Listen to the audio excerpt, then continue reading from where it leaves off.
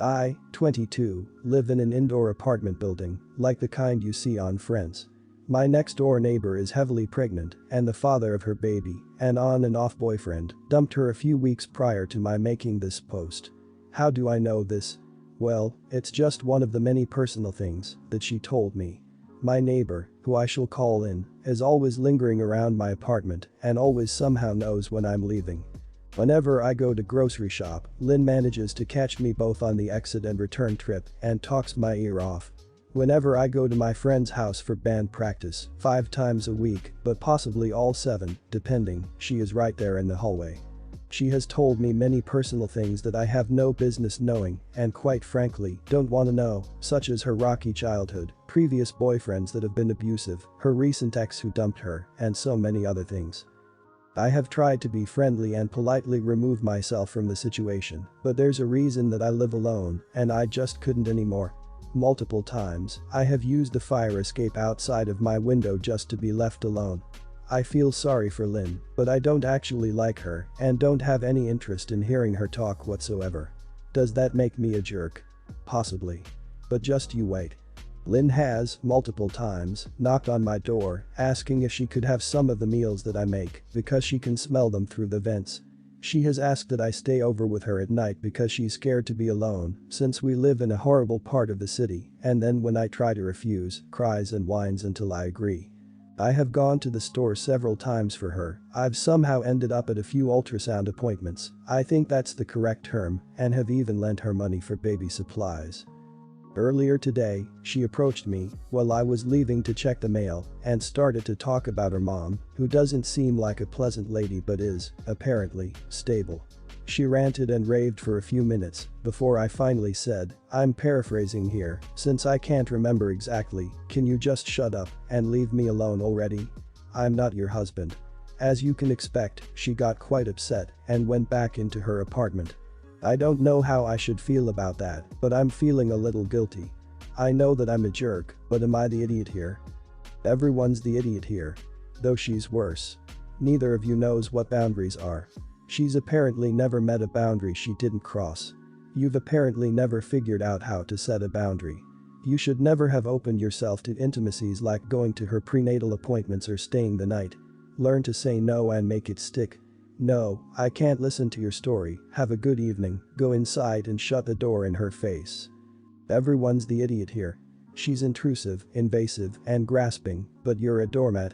You've provided no boundaries, so of course, she walks all over you. You're an adult now, and you need to learn how to set healthy boundaries with other people.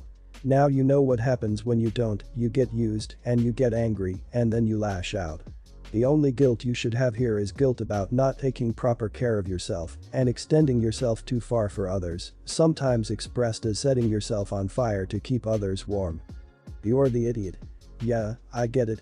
She's as irritating as a Brillo sweater, but geez. You went from 0 to 100 in a blink.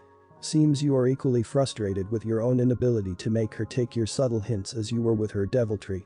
I notice some people on this sub tend to think that because someone does something wrong, or in this case, multiple things, then they have carte blanche to act or react any old way. No one rises when everyone has low expectations, or something. My husband was raised by a single mom that worked 2 jobs so most nights, the boys were left to their own devices or one of their much older siblings would drop off fast food. Sunday was her one day off, and she'd make a huge dinner, roast, potatoes, veggies, etc. She continued this, even after they were grown, moved out and she no longer had to work 2 jobs. She died 10 years ago, and we all missed that roast. Recently, my husband has been talking about it a lot lately. So I decided a few Sundays ago to make the roast. I got the recipe card from his older sister, so it'd be exactly the same, followed it to a T. He and the kids were so excited. I was too. I think it turned out fine. I followed it exactly and the kids and I loved it. However, my husband found everything to complain about. The potatoes weren't right, the chicken didn't taste the same, etc. He was really disappointed and I said, maybe part of the roast being so good was that it was the one meal a week his mom cooked, so it was special. I cook every night and I'm not his mom. He looked me in the eye and said, or you just bad at making this, almost like he was mad at me, it was in his tone and voice. So, I was done.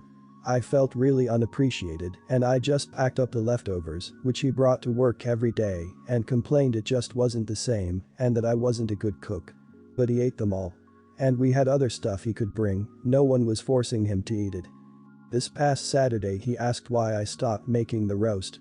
I said, because apparently I don't make it right. He acted like I was crazy so I made it yesterday. Same damn thing. He hated it, whined about how I can make anything but his roast. So I said I'm never making it again. I'm done. He got mad and said he wants the kids to have this tradition. I said I'm not hearing his whining every week. We'll have a Sunday dinner but no more roast. I also packed the leftovers for the kids today too and the remaining for myself. He called me a bitter idiot. Am I being one? Not the idiot. Yes, he might have been reacting emotionally and out of grief for his mom, but it's not cool to take it out on you. He should show appreciation for your efforts instead of complaining about it.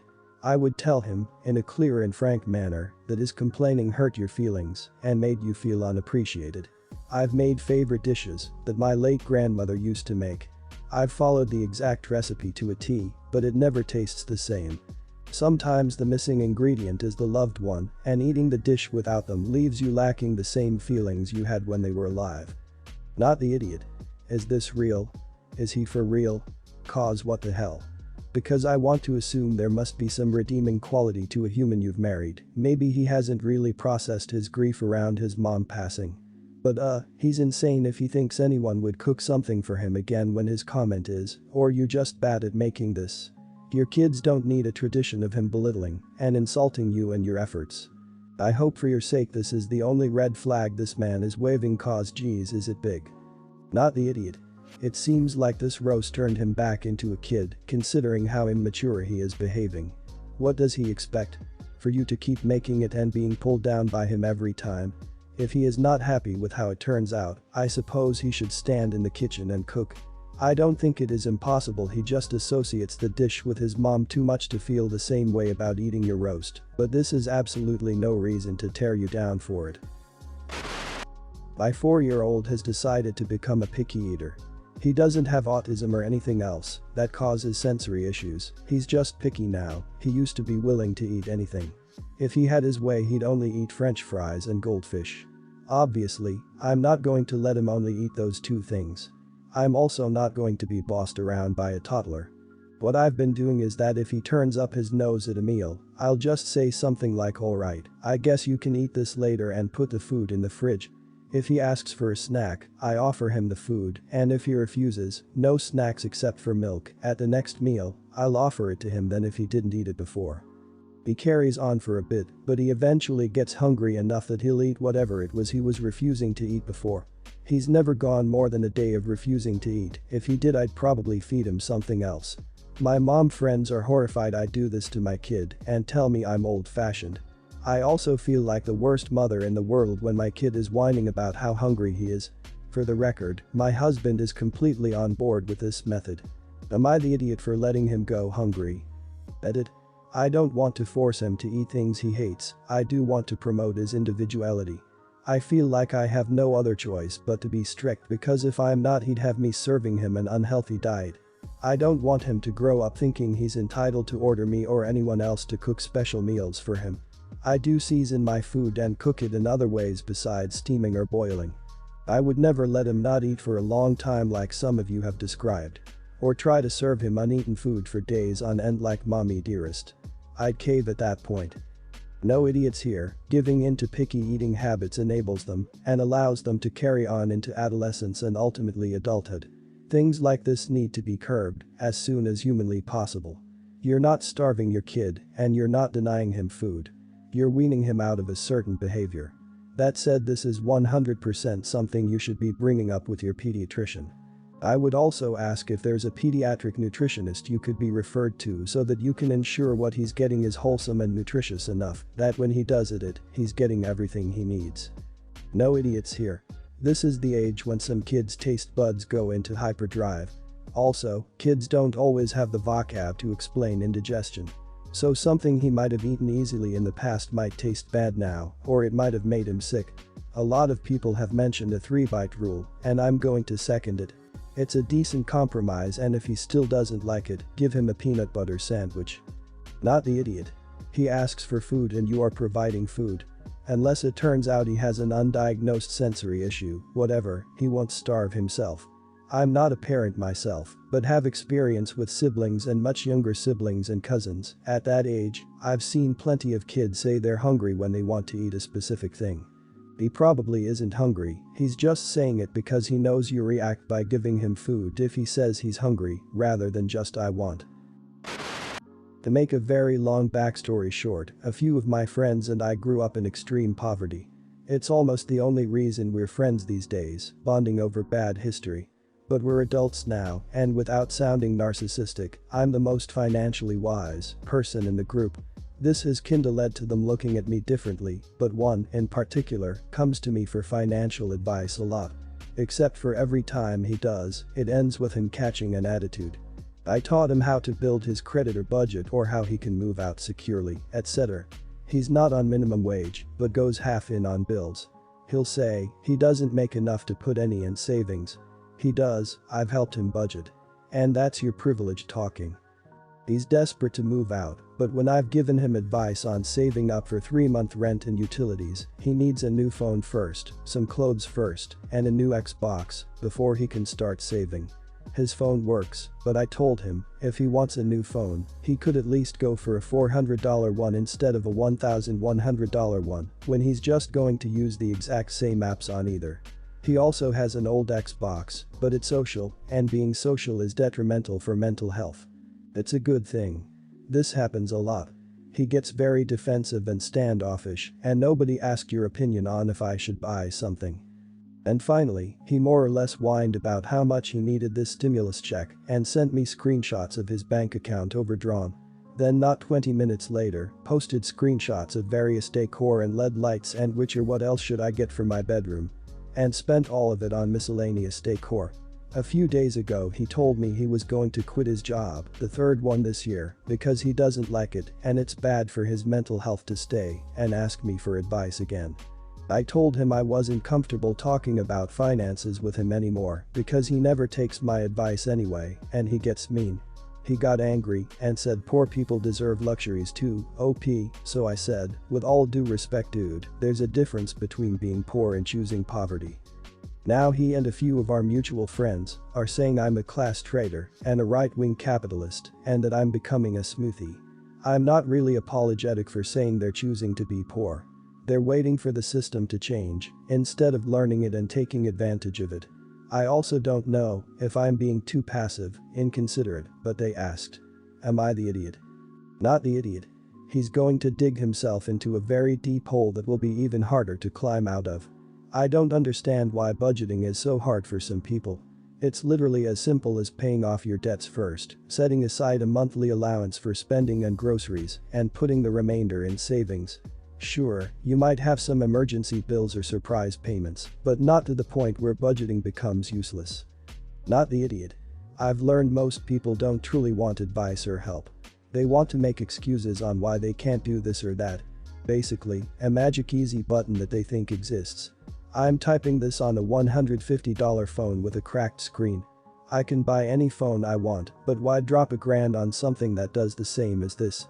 Meanwhile, financially struggling friends have the newest versions, $200 shoes, brand new cars, and wonder why they are broke. Not the idiot. Him doing this kind of thing and claiming to be poor is crapping on people who don't have the means to feed themselves properly despite all their efforts. If there's any class traitor in the story, it's him. You can't dive deep down in consumerism and claim to care about those kinds of things. Sure, peer pressure is a thing, but being reasonable and living within your own means is another. Not blowing everything on entertainment doesn't mean that you can't entertain yourself. I have a babysitter who watches my 2 young girls while me and my husband go to work. She brings her daughter with her. She's always been great. One day, she was about 10 minutes late, which made me late for work. It's fine because it hasn't happened before, and she apologized and I thought we were all good.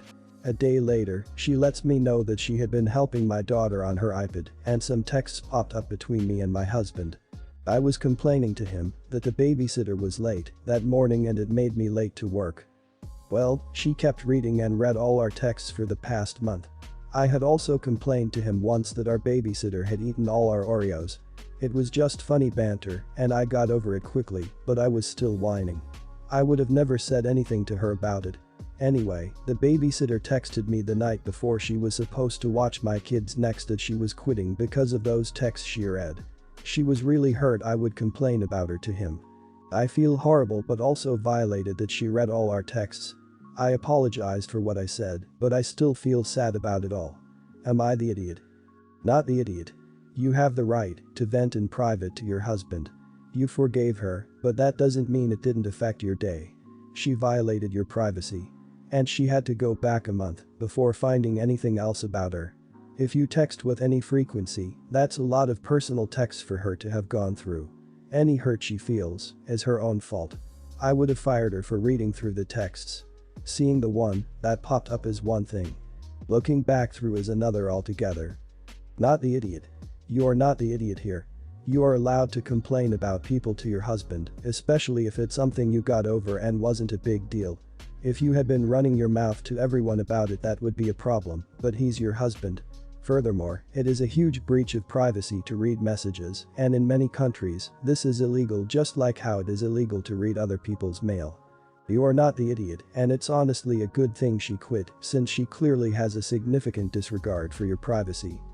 Not the idiot, she should never have been reading your texts. It takes a particular kind of nosiness to scroll a whole month back into someone's private correspondence.